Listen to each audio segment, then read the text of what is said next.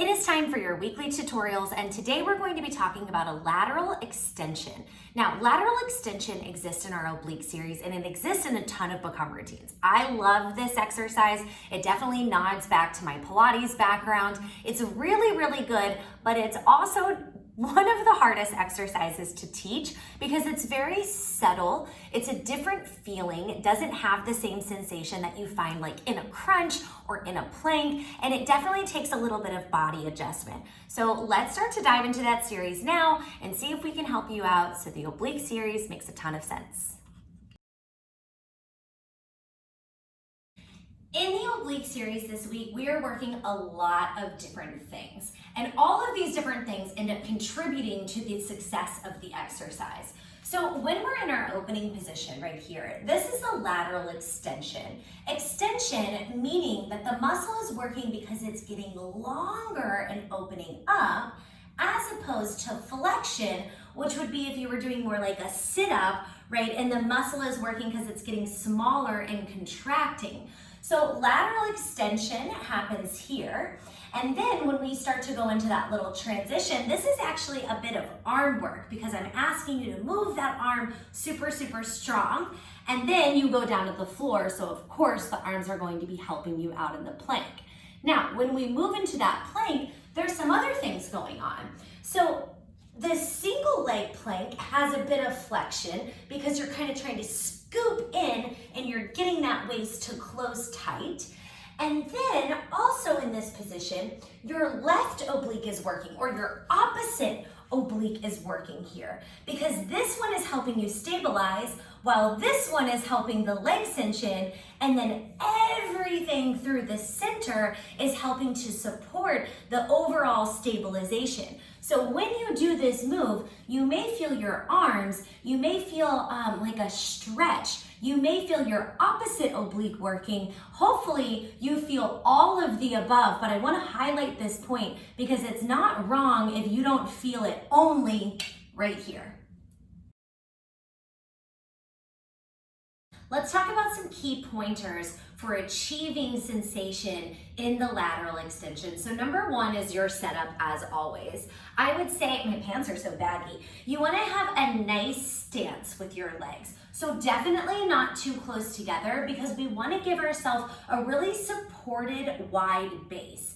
And then once you have this wide base, I want you to think about lifting up within that base. So instead of just like resting into this, can you think about using your inner thighs like you're trying to squeeze something together, then pull up internally through the center, this is pelvic floor, and then pull the abdominals in. Getting started with a wide base, belly pulled in tight, pelvic floor engagement will definitely improve this exercise. Step two is to align the spine. So now I'm turning to the side so you can see a little bit better. Usually when people tip over, I feel like often what I see is people kind of arching like this. So right now I have an arch in my back, which is gonna cause me to feel it literally in all the wrong places. So sometimes it may help if you can think about almost, I don't like to use the word tuck, but I'm gonna use it, almost tucking in just a little bit, getting your chest slightly more forward so your shoulders feel like they are very much in the same line as the hips. I want you to almost imagine like you have a wall behind you, you're sliding your shoulder blades against that wall. You are not leaning back in order to go down. I feel like if you watch tutorials often, you can probably guess what point number 3 is because I say it in almost every single exercise that we do. Range of motion must stay small.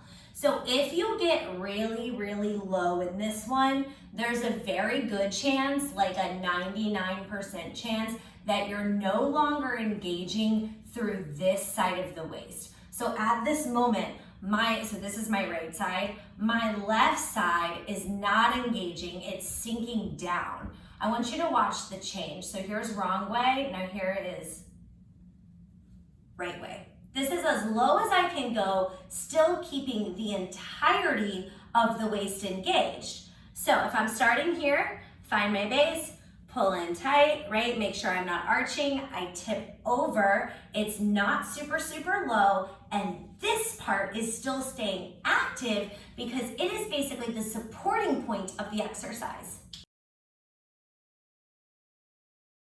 Step 4 is to keep your head relaxed. So usually when people tip, they always go like this. Their head tries to stay up, and then they just end up with this very weird crick in their neck. Now, your head is actually pretty heavy, okay? So some of that weight from the head is actually going to make this exercise harder for us. If you relax the head, it's almost like you were putting a weight in your opposite hand that's making it more difficult when you tip down to the side. So relax that ear toward the floor. Keep the head nice and loose, belly pulled in, so that way the activity comes right here from the side of the waist. And if you do these things, especially if you just practice tipping over and holding, I think that you will start to find the sensation that I'm talking about, or that sweet spot that I'm talking about right over here. Good luck.